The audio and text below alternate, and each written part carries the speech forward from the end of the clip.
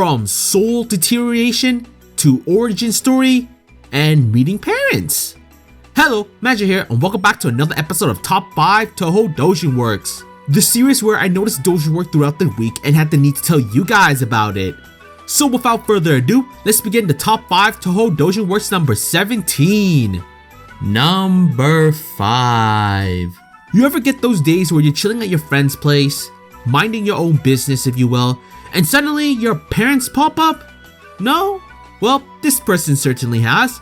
Filled with lots of love, created by Millet Soup, suggested by Shiruku Tsuki, is a story with the premise I just mentioned. Alice is at the SDM when Shinki randomly pops up. Not exactly how I was expecting a goddess to show up, but let's roll with that. Plus, when you're the goddess of Magi, do expect fans even from Gensokyo. We learned that Shinki's arrival was due to missing Alice and wanting to see her. It's a simple, funny, yet sweet story of a mother wanting to see her child and a daughter who is embarrassed due to the childlike treatment she believes she's getting. It could be a lot worse, Alice. You could have an ending like Rebirthday. Something I'm sure you wouldn't want. Number 4. Money, we all love it. Can't stop human nature. And people love making money, especially if it's easy and will yield them lots. Which is why we have casinos and lotteries. It doesn't mean you'll actually win any, but the prospect of winning such is very alluring. What if I told you there was a way to make so much money that it would give Reimu a heart attack? Well, now you'll know. Gensokyo's Liar game, created by Ponju Yusu, suggested by Jason Z, starts off with mentions of hell not being in the best financial position. From that, we get the creation of this game, Genso Liar game. Just to sum the rules of the game as best as I can, everyone gets 50 million and an invitation letter. This game is voluntary. If you don't want to deal with it, return the money plus letter and you're good to go. If you want to participate, however, you wager the money and battle with the other contestants. If you win a game, you get the money. If you lose, you pay up a sum of 100 million to the sponsors. And this game goes on until only one person remains and they will receive all the money. Sounds annoying, to be honest. With that said, the first person to start this game will be Chiruno and Tei. Let's just say trying to go up against Tei in a game of luck is probably suicidal, if anything else. This is a long work that features a team battle with the rules of the games, making it much more interesting. There's also a second chapter which you can check out after finishing the first one. This is not a complete work, mind you, as the second chapter leaves off before a supposed battle. Regardless, it's still a cool work to read nonetheless. Number 3. As you know, we have many girls in the series, but we don't get much backstory into them and how they became the person they are today.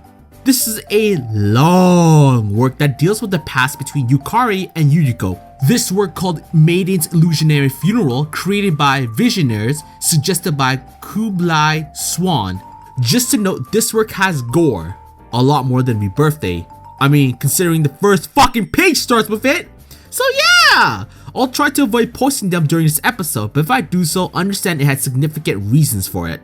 Simply put, a bunch of humans tried to kill Yukari, and this is before the Great Hawkeye Berry existed, meaning the rules of not killing humans from the village wasn't around.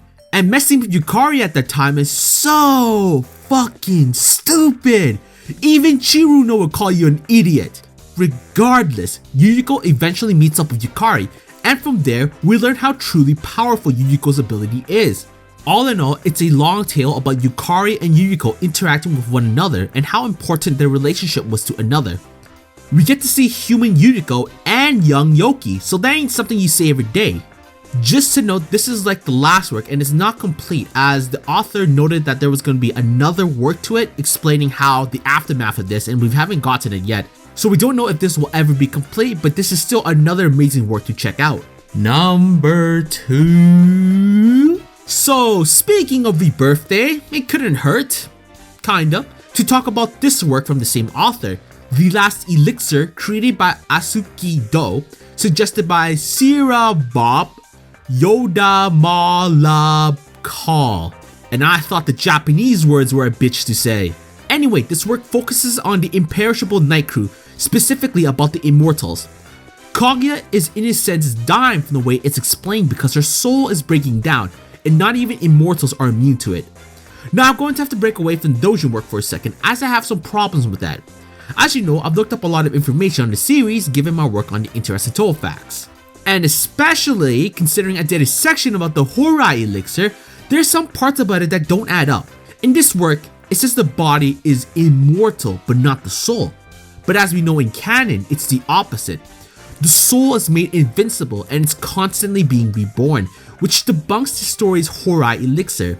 It's possible the author wasn't very versed into the elixir, or they could have simply changed the mythos of the elixir to purposely suit their story. The reason I went in this tangent is because I want you guys to be wary of this difference in case the information this work presented was different from the elixir you guys remembered from canon. Okay, enough of that. Basically, with Kaguya's soul deteriorating, Eren tries whatever she can to sustain her. Moku is also suffering the same thing as Kaguya, but to a lesser extent. To sum it up, Eren does find a solution in keeping Kaguya and even Moku alive. But given this is an Asusuki Do work, nothing ever ends well for everyone. It's an interesting take, no doubt, on immortals if the elixir worked in the way this work had it set up. Just be glad you're not in any of their positions. Number 1. Alright, after that last work, let's chill the fuck down in terms of tone and go with a more comedic route. I just recently made Chiruno's character profile, so it couldn't hurt to talk about this work. This one called The Strongest Legend of Chiruno, created by Winter Scenery. Right off the bat, you know shit is gonna get real when you see this Hina on the title page. Being a chair for Chiruno and giving her the smackdown is always a pleasant thing to see. It starts with Nidori fighting Chiruno near a river, and Chiruno exclaims, "That fucking Miko." I like that. Fuck Reimu. We learn that Chiruno lost to Reimu and wants to beat her. And this Chiruno is wackier than usual, if you could believe that. Speaking of wacky, we also have an appearance of Hina, but that's no surprise given the title page. Here, Nidori and Hina tried to help out Chiruno when it comes to dealing with Reimu, with mixed results, if you will. And by mixed results, I mean Chiruno getting a beatdown from Hina. While the main character is Chiruno, in my opinion, I feel Hina is the MVP of this. After reading the first few pages of her, you just want to see the crazy shit Hina will do. And you know what scares me the most out of this Hina? She's perhaps more batshit insane than the whole cast of the Busy Person series combined. Now that's an achievement, if nothing else.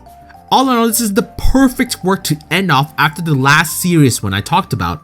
But yeah, hopefully you guys enjoyed this video. Which Doujin work are you going to check out later? Would you like to see Shinki embarrass Alice at the SDM? Would you love to see the background story between Yukari and Yuriko? And are you ready to see how Chiruno handles Reimu with Hina and Nidori's help? Like always, if you guys enjoyed this episode, please give it a like and subscribe. Or else Hina might pop into my room and destroy me like she did to Chiruno. Either way, this is Magi and thanks again for watching.